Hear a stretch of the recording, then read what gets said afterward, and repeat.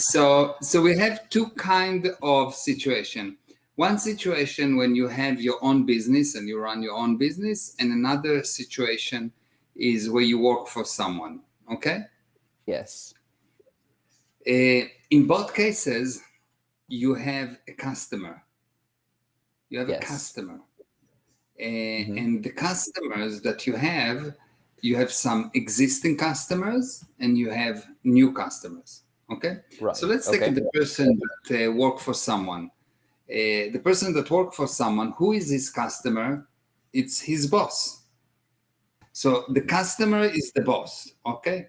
Now, most of the people look at the boss as someone that they just need to please, or someone that they need to work, that they're working for him, or maybe he's away, maybe he's nice, maybe he's not nice.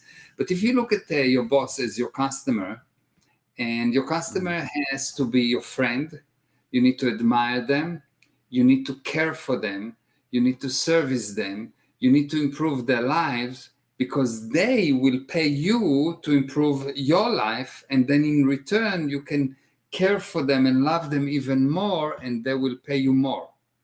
So if Right. you don't make enough money, it is because you don't consider your customer, your boss, as your friend, as someone that you care for so much that you're willing to give your life for him. Okay, So that's I like that. But before we go on to the other part of it, two questions, because the first question is, one, what if your work situation, you're in a small company and it is pretty clear that your pay is currently at its limit? You know what I'm saying? You see that it's not like they're thriving, and you've been working there for 2 years, and you see that this is sort of the limit of your pay, at least at the moment. What that's when there's you come. That's when you Yeah. come and you start producing. Because if you produce and your customer is your boss, and how do you exchange with your boss? You become his friend, and what do you do with your friend? You go and you make sure that everyone around help him. You make sure that he thrives. You make sure that he's doing it. So if you take it and you say, well, I'm working in a small company, we have 4 people, and we don't do so well. If we don't do so well, it's because at least 2 people out of those 4 are not producing. And if you get everyone to produce and to do more and to do more and to come up with ideas and bring more results, obviously the company will grow. If the company will grow, obviously you will get more. If you will Right. get more and the company grows, you will grow up because you know what's going on. And if you really take responsibility and you really produce and you really see that it is your responsibility to make sure that you produce and everyone around you produce, because you're a friend with your customer, your boss, and what your boss want, more production. From who? From you, of course. But anyone else that don't produce, it's not that they just idling. If someone is not producing, no one do something, nothing. No one do nothing. If they don't produce, they're actively stopping the production. Right. If the company not doing well, someone internally is actively stopping the production. And it is I see. fascinating, but it's always, if the company is not doing well, regardless of the size, someone actively inside the company stopping the production. Your job as someone that worked there, as the friend of the owner, as the friend of your boss, is to go and make sure that everyone produce. The subject that we're talking about is how to make more money, but not in the normal way of, oh, you just need to make more money. But I'm talking about a situation where somebody works in a set company in their town with their schedule, with their family, and they don't really see a way that they can increase their income much or at all. And how does that person go to the next level? So that's the subject. And yeah, go ahead. Gali, one more thing. The amazing thing is that once you decide that your customer, in that case your boss, is your friend, and you do everything possible to you get productive and everyone else get productive, the end result is something fascinating.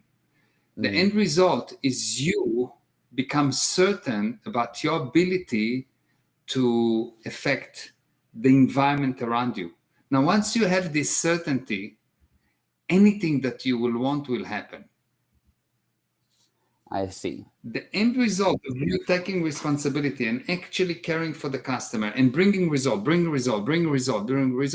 from everywhere, you gain this certainty that I can do anything. I'm amazing. And once you get that, you will see that nothing will stop you. Yeah, true. You will grow either in the company or externally. Yeah, Because success is the sum of all validated improvements, and every time you do one of those things, you improve.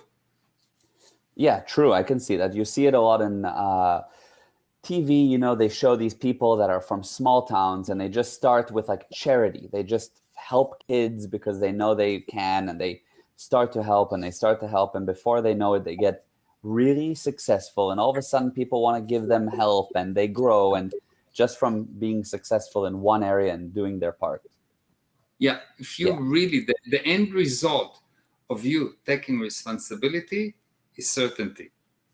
And certainty is create an inevitable success.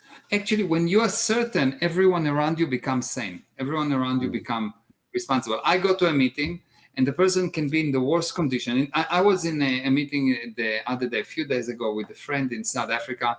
And he came and he said to me, and I was just my normal me. And when he left, he told me that he now knows for sure that he can achieve the result, and he has a total 100% direction and blah, blah, blah. And I spoke to him about a week later, and he told me that in the last week, they sold in his company double than the best month they ever had. Oh, wow. Okay, yes. Double the best month they ever had. That's amazing. So That's certain. Yes, your certainty got him to be certain, and he then got results. Yeah, it's basically, I was so certain, and I handle his considerations basically because he knows that, okay, I know what I'm talking about. My certainty handles him. He becomes certain, and he handles someone. And what you have is this explosion of good, because when you are certain, because someone can say, well, I'm certain, but if you're certain and you do something bad, you cannot be bad and certain. Yeah. Because certainty comes from you, and you are perfect. So anything that will come out from you will have to be perfect. And you will cause at the other side perfection for no reason at all. The guy will just in 1 hour of meeting goes and double the sales of what they've done the best in the best ever month before in 1 week. That's amazing. That's certainty. Totally. Isa needs to get more certain. And so in our scenario, basically what you're saying is, look, you need to help and do your part and help the boss and treat your boss as your client and be a friend to them and give them 110% and grow the company, and you become certain and therefore you'll grow. So, which I totally understand. Now, another situation is, so let's say you are that person and you are giving 110%, but you have a boss that isn't good and doesn't appreciate you, doesn't really see your efforts, and is themselves somewhat limiting the company. But this is your only option. This is your work. You don't really have anywhere else to go. What would you suggest? Okay, so the first thing is when the problem seems to be unsolvable, it contains a lie. When something looks complicated, it contains a lie. Okay. And the first lie is that it cannot be that you don't have anywhere else to go. You don't have a chance. It's just not true. Got you. So the first thing to know is that you always have a chance, a different way to go. You always have options. Always. Number two, 97.5% of the time, the boss is not as bad as you think he is. Mm-hmm. Yeah. It is probably that he's been hit by so many bad situations, and he's so stressed that he acts badly, but his intention is good. Yes. So you need to be able to separate his intention from his actions. And this is true for life. The moment that you cannot separate the intention from the actions, you will be led by the actions and you will ignore the intentions, and you will always lose.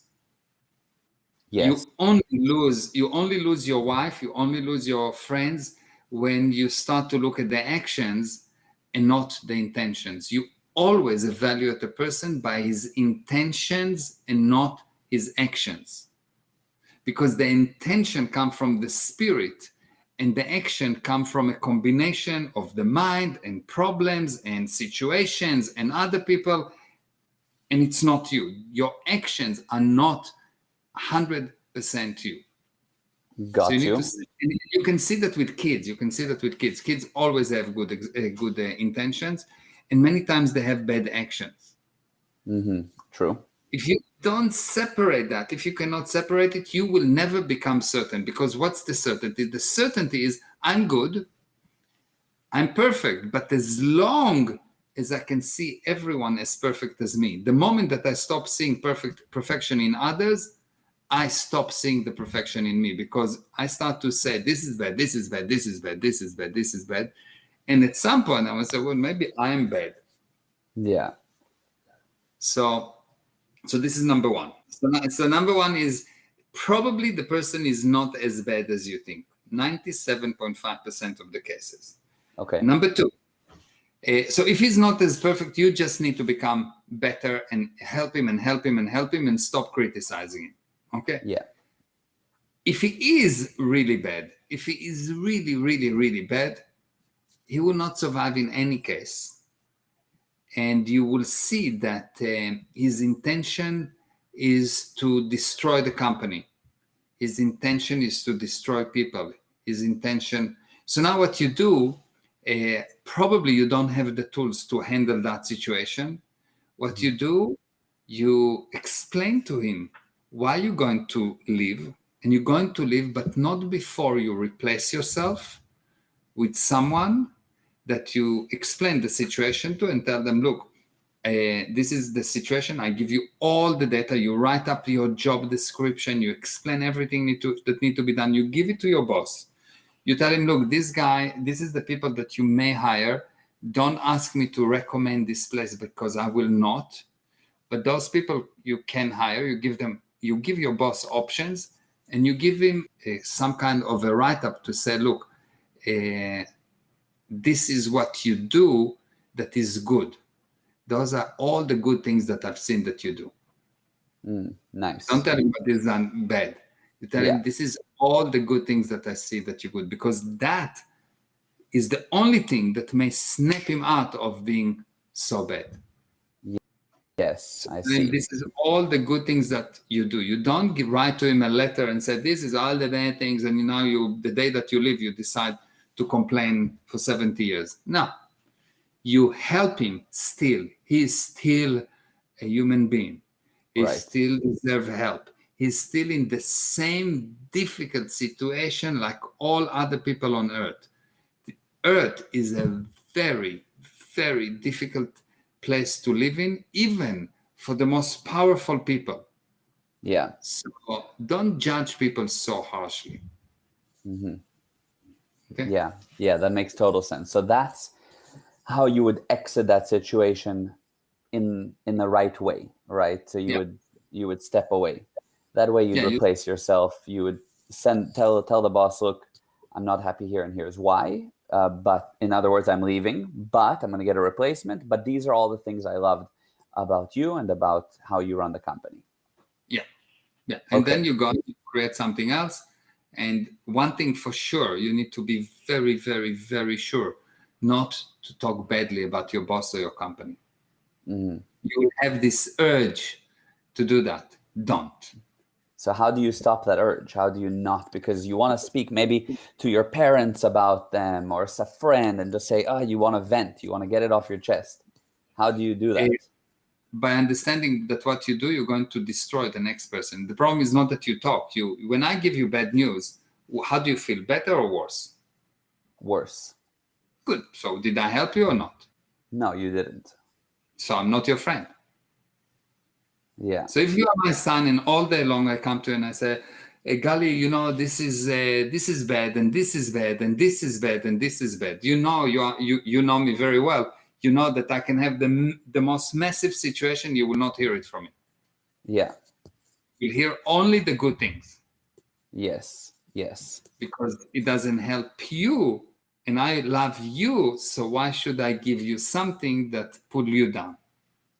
Yeah. So I see that, but then two things. One, how do you, and by the way, we'll get back to the boss and all that in a moment, but how do you have this thing, like, you want to vent, you want to talk about it, you want to get it off your chest, you want to speak to someone about it and just like, empty out your frustrations.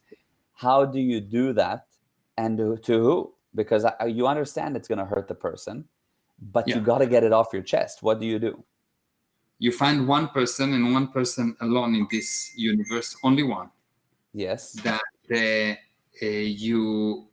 you know that he's spiritually in good condition, that he can take that noise.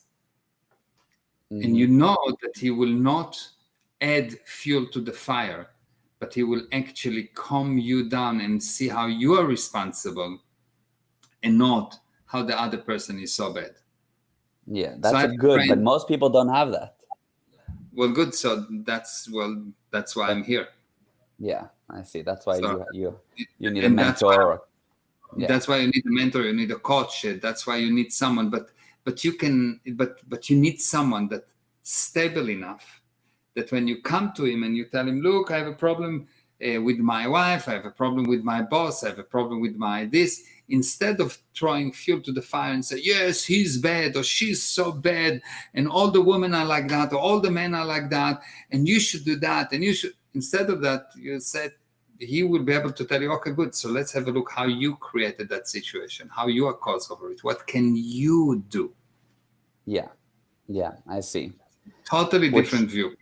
Yeah, and that's probably that is the only kind of therapeutic way of actually handling the situation. Yeah. Okay, so you need someone like that. If you don't, that's why you need a mentor. But ideally, you don't get it off your chest to just a random person because it actually brings them down. That's the main reason. And it creates destruction. If I love my wife, yes, I love Aviva, I love Ima, I love her very much. And I'm very close to her, but she will not hear from me problems. Mm-hmm. Never.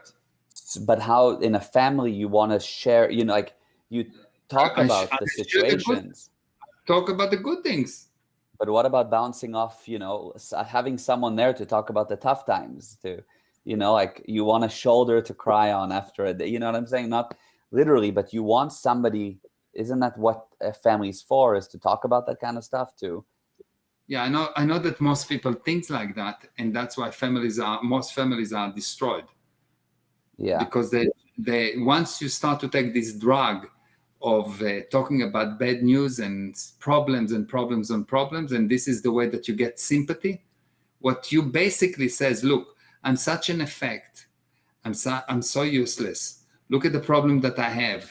And I cannot handle it, and I'm nothing, and I'm a victim, and you need to feel sorry for me.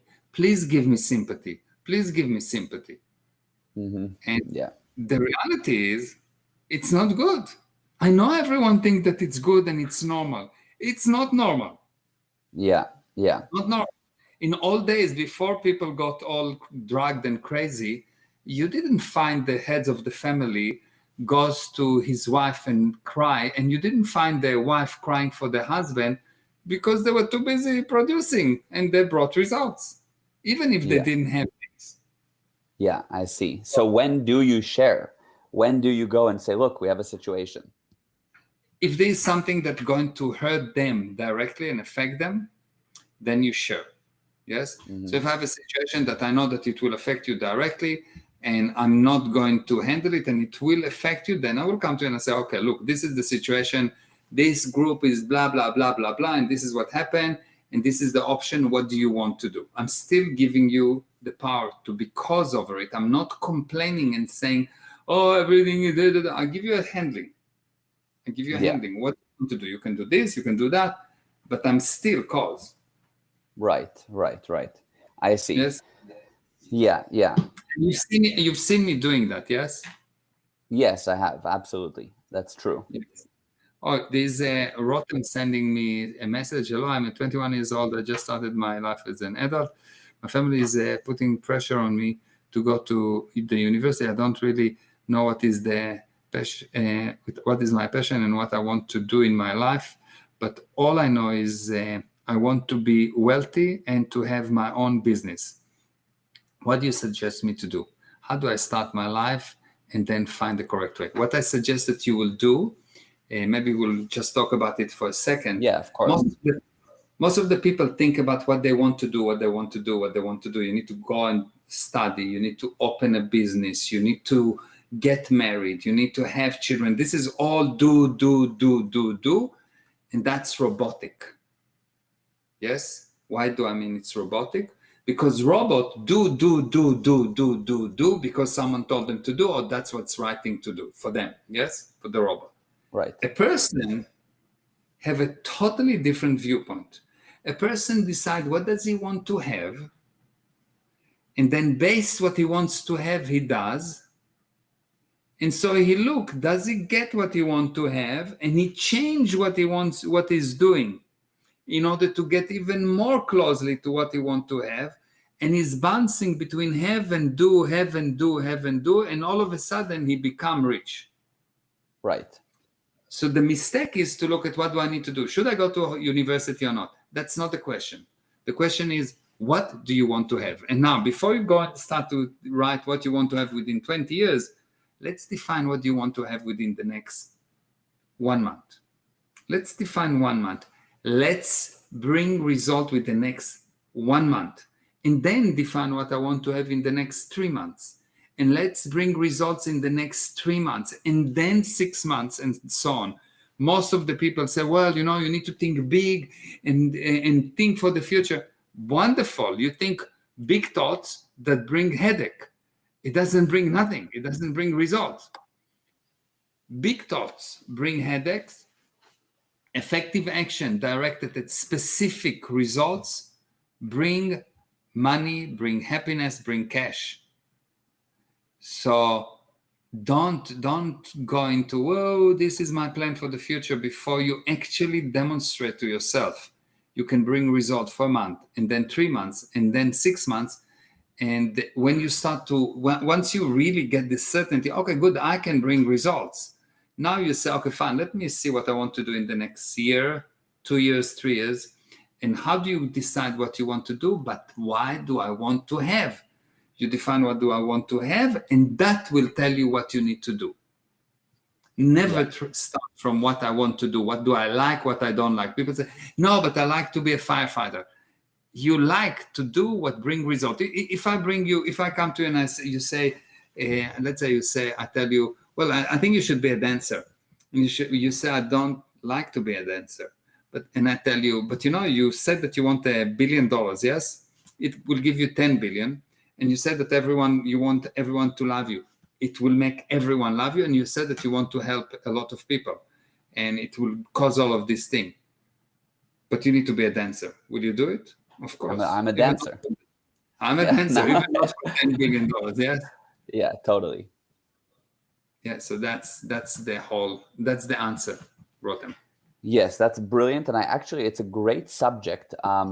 It's, the whole subject of how to find your passion.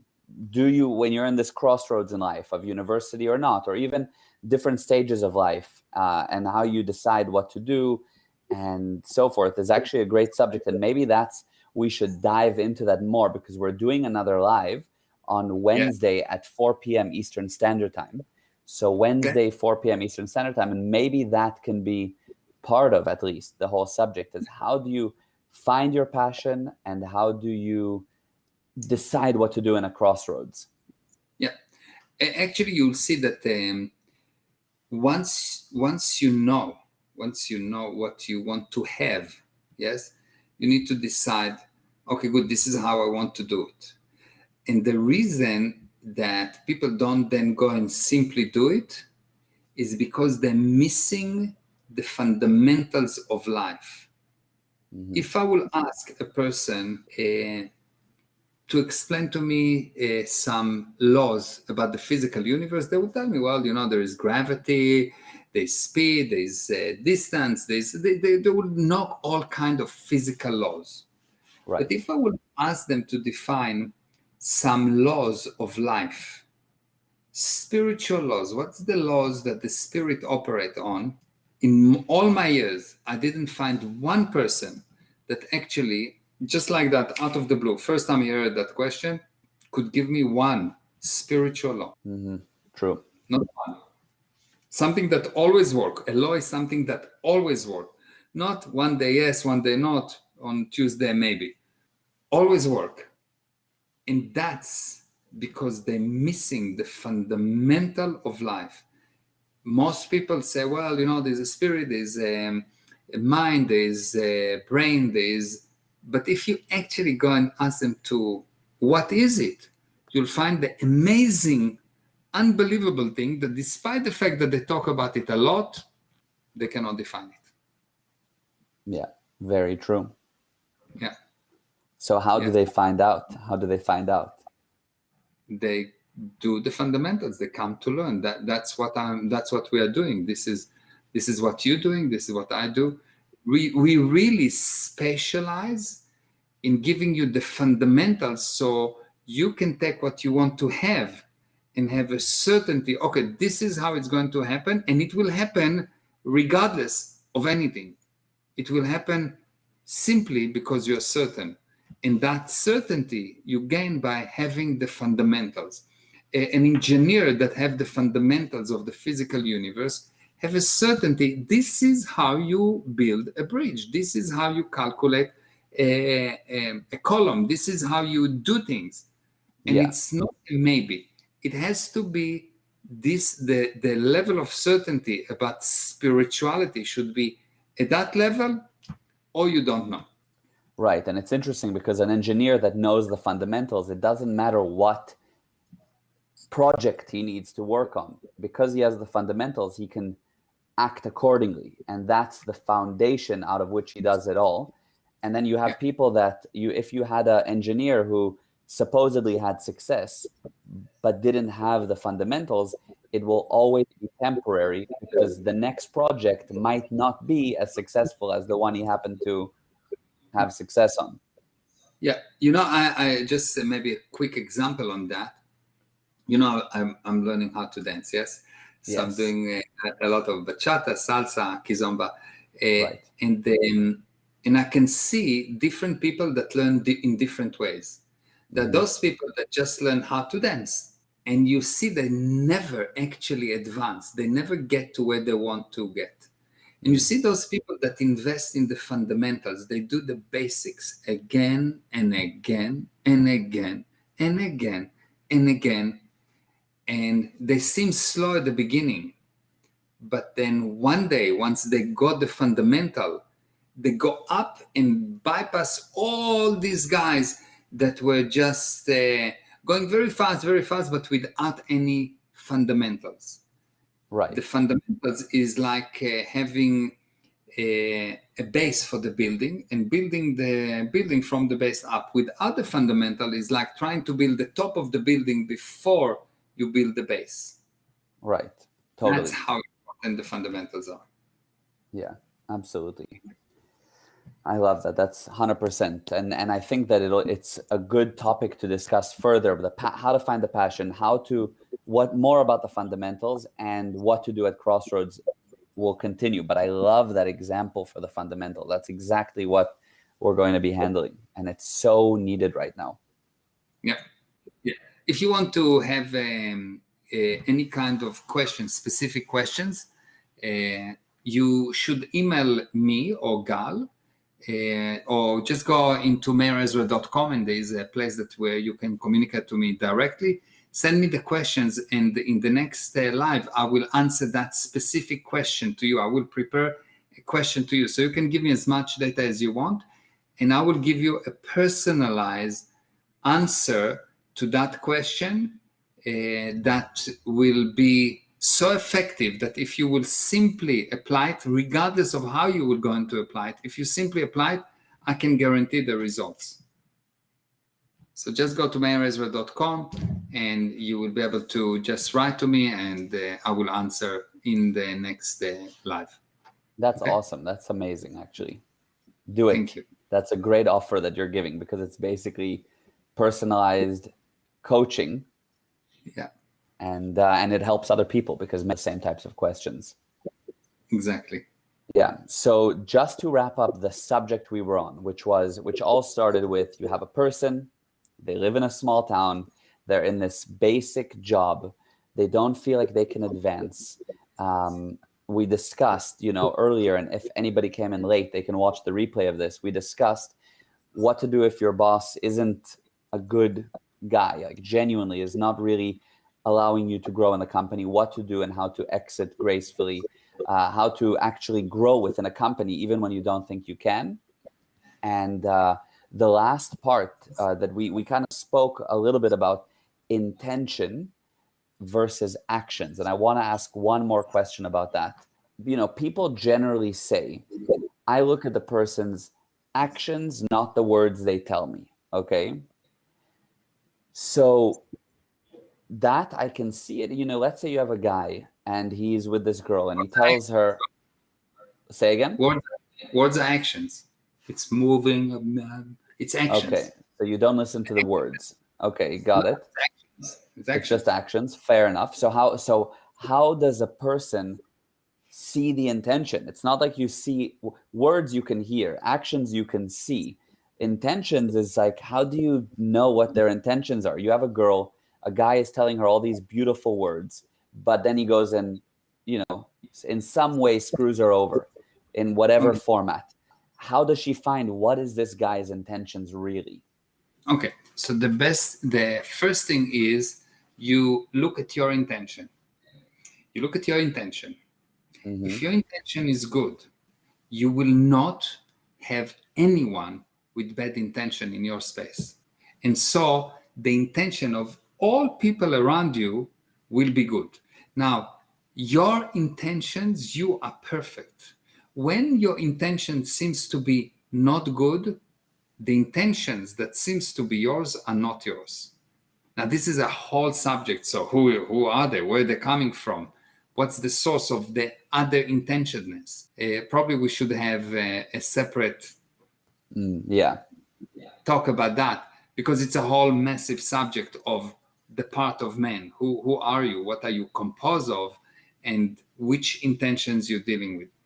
But if your intentions are good, if your intentions are pure, if you really love someone, the definition of the word love is the urge to be together for no reason at all.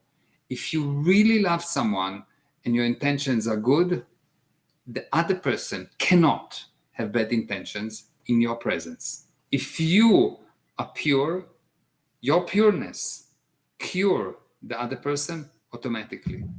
And if the person on the other side seems to behave badly to you, start to look at you.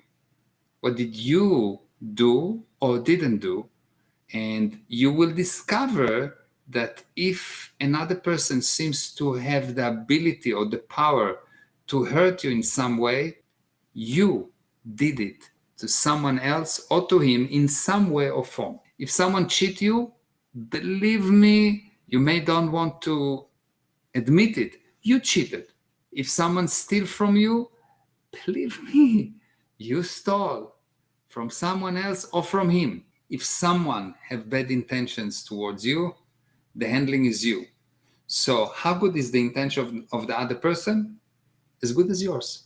And you know your intention. So how do you discover the intention of the other person? Look at yours.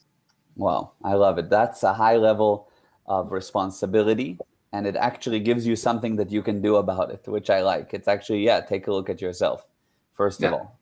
And of course, there's more to discuss about it, but that's right now something you can start to do. Yeah. I love it. Okay, so that was amazing. And yes, You're thank amazing, you. Mali. You are the best interviewer in the universe, not only because I'm totally unbiased. Unbiased, completely unbiased. But you're seriously the best interviewer in the universe. You are so amazing and so good. It's like, wow, you're really very, very good, Baba. You're Thank you. amazing. Thank you. Mwah. Yes. Thank you very, very much. And your answers were amazing. And I think that the next one will continue, as we said, for anyone on Wednesday, 4 p.m. Eastern Standard Time. You can put it into your calendar. We're going to continue and do another Facebook Live. We're going to talk about passion, about what to do when you're at a crossroads in life, maybe a bit more about intention. And you heard about the fundamentals program that we're starting on June 10th. And if you're interested in that, you can write to us. You can Facebook message, email, DM, however you prefer, and we'll discuss with you on how you can get on that program. Okay. Thank you, everyone, for joining and for participating. And we will see you on next time is Wednesday, you said? Wednesday, 4 p.m. Eastern Standard Time. Wednesday, no problem. See you then. Okay. Bye. See you then. Bye-bye. And here we go. This is the end.